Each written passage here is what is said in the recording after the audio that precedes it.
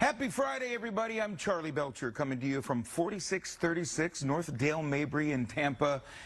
If you love history, if you love technology, you might want to come out to 4636 North Dale Mabry and check out Titanic and Immersive Voyage. It's a new exhibit visiting the Tampa Bay area now for a few weeks, and it literally puts you inside that ship, that fateful night.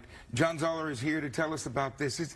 I've seen a lot of Titanic exhibits over the years, but I've never seen anything quite like this. As technology continues to improve, we can truly adventure ourselves into the past like never before. That's right, Charlie. We're going into the Titanic like never before. You literally become a passenger. You've got the boarding pass in your hand. So right you're here. given a boarding pass as you get on board. You become that passenger. You can really explore that whole story. We've got some great set recreations. Here we're in the story of the Titanic, why she was built. So immigration was a huge thing at that time.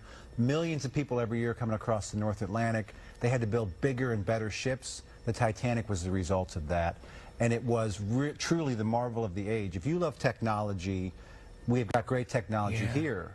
But Titanic herself was a technological marvel as well. Sure, state of the art at the time. And we learned that in this creation gallery where we see how she was built. We see some great artifacts from her construction. We learn about all those interesting techniques that were used to make her more efficient and more luxurious. I like how the exhibit builds to where you end up eventually in a lifeboat. That's right. Surrounded by screens that you literally live out that fateful night. You live out the sinking. You live out the sinking, and here we set it up. We show you this model of the ship that Joe's showing right now, and we tell the story of that there were actually, there was enough room on these davits to add 3 times as many lifeboats.